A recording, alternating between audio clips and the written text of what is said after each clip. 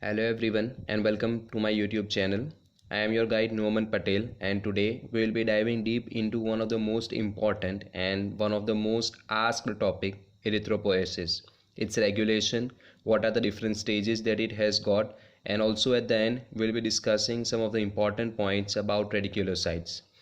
To make sure that I have made this video by taking all the minute and important points from the standard books like Guyton Book of Physiology and Robbins and Cochrane Book of Pathology. So let's begin with it.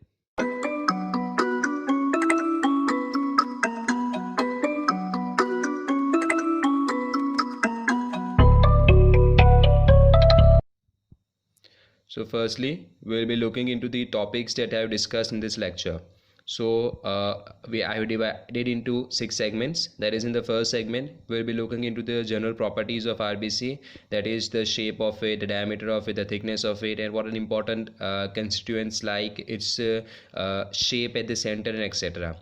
In the second, we'll be looking into the concentration of the RBC in the blood, that is how much amount of it is present in the normal individuals.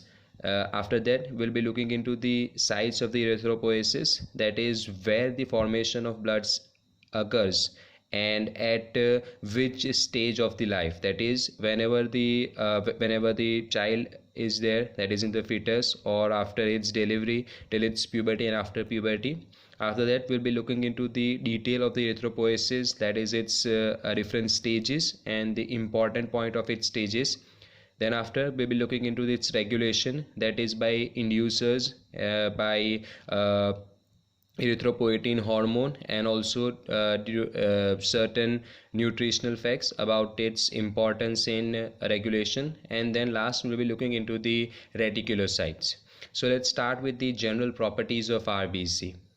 So normal RBC, as you can see in the figure, are biconcave disc shape having mean diameter of about 7.8 micron and thickness of 2.5 micrometer. The thickest point 2.5 micrometer. So this is the thickest point, and 1 micrometer or less in the center. As you can see in the RBC that the periphery seems to be more thicker as compared to the central part. So the peripheral part which is the thickest one, that is 2.5 micrometer, and the central one is less thicker than it, that comes to about 1 micrometer or less. The average volume of RBC is 90 to 94 micrometer cube. The shape of RBC changes remarkably as the cells squeeze through capillaries. So that's the only reason why we have got the biconcave disc shape, so that it can easily move through the capillaries, whatever the shape of the capillaries may be. And the important thing, that is the lifespan of RBC is 120 days. Now, spectrin is one of the most important protein that is required to maintain the shape of RBC. Another important point is that RBC has got a central 1/3 paler and outer part is more brighter, that is it's got a huge concentration of the hemoglobin. So let's move to the next segment. In the next segment, we'll be discussing its concentration in the blood. That is, in case of a healthy man, it accounts to be 5.2 to 5.5 million per cubic millimeter. In case of a woman, it is 4.7 to 5.2 millions per cubic mm. It's more in women during pregnancy. Person staying on a higher altitude has a greater RBC due to hypoxia.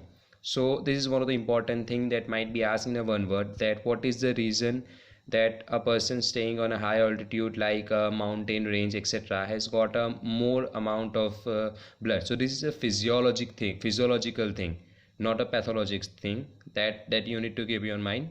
Now, quantity of hemoglobin in the cells is 34 gram per 100 ml of the cells. Let's move to the next segment. In the next segment, we'll be looking into the sites of the erythropoiesis. So as you know that the site of the erythropoiesis changes as the age advances. So in case of early week of embryonic life, it takes place in the yolk sac.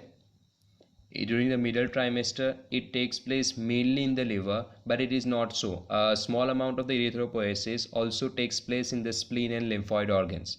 But whenever the question is asked that erythropoiesis in case of a middle trimester takes place in, and the options are given as option A liver, option B spleen, option C lymphoid, and option D all of the above. Then in this you have to answer the best correct option. So in this the option will be D, that is liver, spleen and lymphoid, all of the above. But let us say in case of option D we have got another option like any of the bone is given like femur, tibia, etc. So in this the best option would be liver.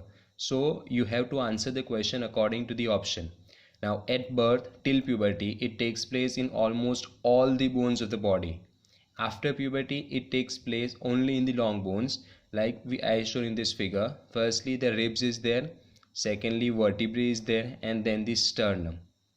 So this takes place in all these long bones after the puberty. Now the figure down this is a really important figure. You can see that the skeleton is marked blue of some of the bones.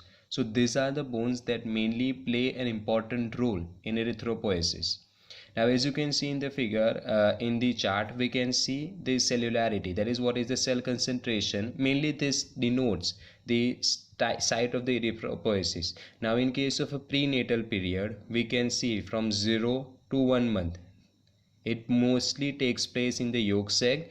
Then at the trimester, first trimester, second trimester and third trimester, it is mostly accompanied by the liver, and at the birth until after the puberty it is taken by the bone marrow. After that it just goes to the bones like femur, rib, sternum, and at the end it just tends to about vertebrae and pelvis. So this is a very important chart and you need to learn it. So now let's look into a detailed insight of the erythropoiesis. What is it? Okay, so as we all know that there is a single cell out of which we develop, there is a zygote. So in the same way we have got a single cell in the bone marrow from which we get our different cells of the blood, that is the red blood cells, white blood cells, platelets, lymphocytes, etc. So this is a PHC cell, that is pluripotent hematopoietic stem cell. So as the word pluripotent, it suggests that it is a pluripotent cell, that is it can give rise to any of the cell. Okay, so it is the precursor of all the cells. Now this PHSC differentiate and forms a committed stem cells.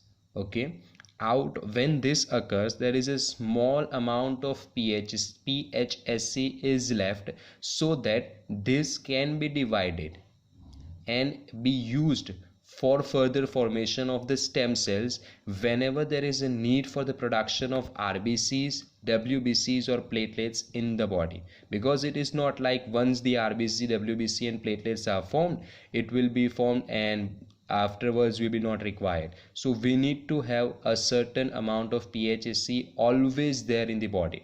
So after formation of the committed stem cells, these stem cells will form a colony of a specified type of blood cells. These colonies are colony forming unit GM, that is granulocytes and monocytes. So it will give rise to granulocytes and monocytes. Granulocytes, that is neutrophils, eosinophils, basophil.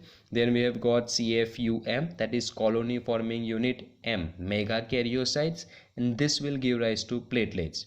Now we'll be coming to our most important topic of today, that is colony forming unit E, that is erythroblast. So let's look into the stages of it. So now the colony forming unit erythroblast will form proerythroblast. From proerythroblast successive steps of the differentiation occur and it will lead to formation of the normoblast, basically early, intermediate and late normoblast. After that normoblast we will be differentiating into reticulocytes, and then finally reticulocytes will differentiate into a mature RBC. So now let's look into some of the important points that we need to know about this series. First and foremost, the most important thing, that is as we move from top to bottom, that is from proerythroblast to a mature RBC, cell size decreases and nucleus size diminish. We can see that reticulocytes have no nucleus and mature RBC, as we also know, that they don't have a nucleus at all. So up till normoblast, the nuclear regression takes place. Okay, so now let's look into it one by one. So proerythroblast. So this is the cell that first belonged to RBC series. That means that it is the cell that will state the fate of the colony forming unit erythroblast. That is, once a colony forming unit erythroblast converts into proerythroblast, it will definitely form RBC. But if CFUE regresses, then there will be no RBC formation. Also important point is that hemoglobin production starts here. Look, I am saying hemoglobin production, not hemoglobin appearance. These are two different words. So in case of proerythroblast, if we want to detect hemoglobin, then we can only detect it by electron microscopy and not by a staining method, that is by the Romanowsky stains.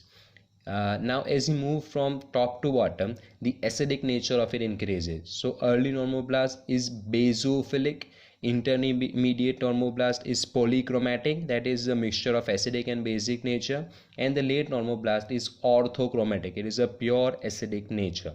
In case of intermediate normoblast, one of the most important thing is that hemoglobin is first seen here in the intermediate normoblast phase. So if the question is asked when there's the in which state production of hemoglobin starts, then it is a proerythroblast. But if the question is hemoglobin first appears, then it would be a intermediate normoblast. Okay, so let's move to the later normoblast. In case of late normoblast, endoplasmic reticulum reabsorption occurs and nuclear extrusion starts. That is the process by which nucleus is completely removed. So in case of late normoblast, we will surely be having a remnant of the nucleus, but as we move from top to bottom, that is in reticulocytes, there will be no nucleus, and here the process of diapedesis occurs. So this is this diapedesis means that the reticulocytes that are present in the bone marrow will now move to the capillaries and then into the various organs and tissues of the body. So diapedesis means that cells passing from bone marrow to blood capillaries. So after 1 to 2 days, reticulocytes will convert to a mature RBC, and that is what we are studying now. So let's move to the regulation of erythropoiesis. This is also one of the most important topic, and it can be asked as a separate questions. So regulation of the erythropoiesis is mainly done by three mechanisms. That is, inducers are there that regulates the erythropoiesis. Erythropoietin, a hormone that is present in the kidney that regulates the erythropoiesis, and there are certain nutritional factors that are important for the reproduction, for the formation of RBC. So now let's look into the inducers. Now we have got two type of inducers, that is growth inducers and differentiation inducers. Just focus on the initial words of this, growth inducers. As the name growth, it suggests that it helps in the growth and reproduction of the different stem cells. So there are mainly four type of growth inducers, out of which the most important one is interleukin 3.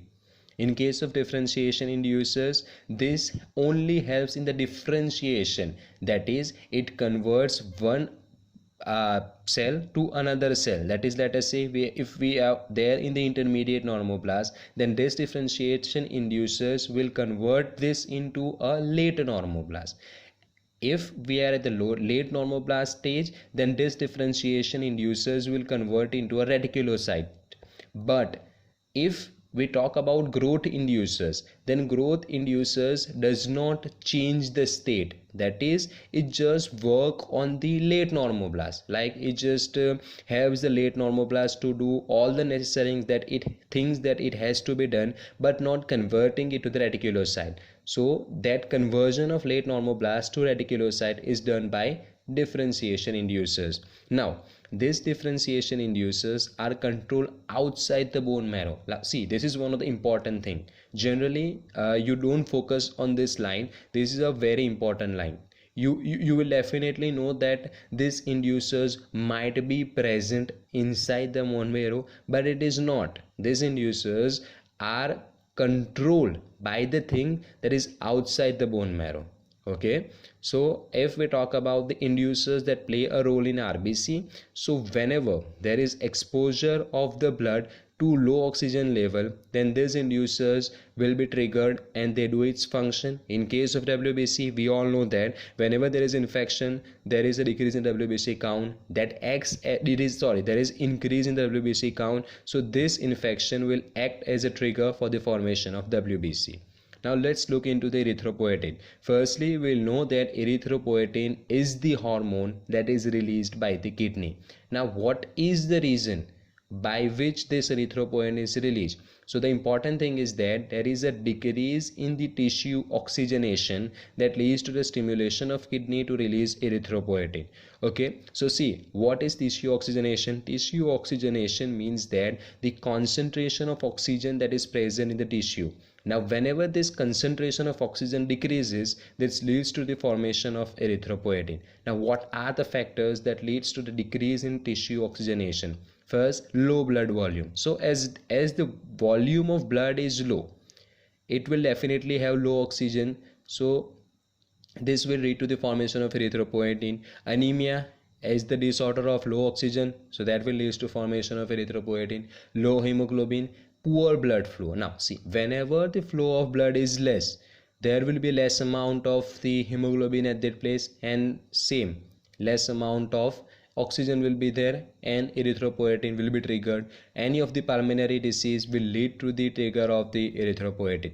Now once erythropoietin is triggered, then it will act on the hematopoietic stem cell, and then all that steps that we have discussed earlier with occur, that is proerythroblast converting into early, late, intermediate normoblast, reticulocytes, and a mature RBC. Ultimately, as the mature RBC is formed, there will be increased in tissue oxygenation. So let's move into a nutritional requirement, that is vitamin B12 and folic acid. Now both these are essential for the synthesis of DNA, because in one or other way it is required for the formation of TTP, that is thymidine triphosphate. This is one of the essential building block of DNA. So if we can say that either in our body we lack in vitamin B12 or folic acid, this causes abnormal and diminished DNA, because lack in vitamin B12 or folic acid will ultimately hamper the production of thymidine triphosphate, and as thymidine triphosphate is absent, so DNA will not be properly formed, and as DNA will not be properly formed, that will result in a failure of nuclear maturation and division. So vitamin B12 and folic acid is one of the most important nutritional requirement in our body for the formation of erythropoiesis. Now let's look into the last part, that is reticulocyte. So firstly, let's look into general point of it. Reticulocyte is just a reticular meshwork of RNA, immediate precursor of the RBC, as we can see in the chart. It is a non-nucleated. Now reticulocyte on Romanowsky stain shows polychromasia. This is important. So what is the thing that reticulocyte shows on Romanowsky stain? That is polychromasia. There is a slight bluish hue. The special stain for reticulocytes are supravital stain, that is new methylene blue and brilliant cressyl blue. This is one of the most important question. Now the question is, why is called as a vital stain? Okay, so the reason is that as this supravital stain stains the cells in vitro, living cells in vitro, it is called as a supravital stain. Now what is the reticulocyte count? It is 0.5 to 1.5%. Right, so this means that, like suppose if we saw in a glass slide, then if we see 100 cells, then out of the 100 cells 99 or 98 would be RBC and 1 or 2 would be a reticulocyte. Now what are the causes of increase and decrease retic count? Firstly, let's look into the increased retic count. These are acute blood loss, hemolytic anemia, response to the therapy in iron, vitamin B12, folate deficiency, etc. In case of decrease in retic count, these are aplastic anemia, cytotoxic drugs, radiation, bone marrow suppression. So this will be looking into the upcoming lectures of the different anemias, but let's look into the acute blood loss and hemolytic anemia. Now see, in case of acute blood loss, the loss of the blood will be there, there will be a trigger of formation of new blood cells, and as the new blood cells forms, there will be reticulocyte formation. So initially there will be a high retic count, that will be ultimately converted into a RBC. Same goes with the hemolytic anemia. RBC lysis takes place, immediate trigger of erythropoietin that leads to the formation of the reticulocytes, and after a few times, that is about, let's say, a week or a 10 days, we will be having a normal RBC and a normal retic count. Okay, so let's look into a Medicarex special. So as I state that in case of a growth inducers, we have mainly discussed about only one out of we have discussed only one, but there are mainly 4 growth inducers, out of which interleukin 3 is one of the most important. Okay, so the rest 3 that we have discussed, this 3 inducers, growth inducers, only work on a specific stem cells. Like suppose the stem cells that are committed for the formation of erythroblast, like suppose the stem cells that are committed for the formation of megakaryocyte, like the stem cells that are important for the that are for the formation of the white blood cells. Okay, but interleukin 3 acts on all the committed stem cells. Okay, so this is the difference. Interleukin 3 acts on all the committed stem cells, whereas other acts on a specific cells only. Now tissue oxygenation is one of the most important regulator of RBC production. This is one of the most important one line question that might be asked. In case of absence of erythropoietin, hypoxia has little or no effect, but in its presence, hypoxia has a marked effect. So guys, we'll be ending up here. If you really like this video, don't forget to subscribe to the channel, because we are uploading such kind of lectures always, like once or twice in a week. And also you can see I have uploaded all the lecture series of the biochemistry spotters, which are really important, and these questions might be asked in your university exams, or in case of the image based question in the NEET PG. So this is all for today, and we'll be meeting next time with the lecture on RBC indices and also some of the indices of the reticulocytes. Thank you.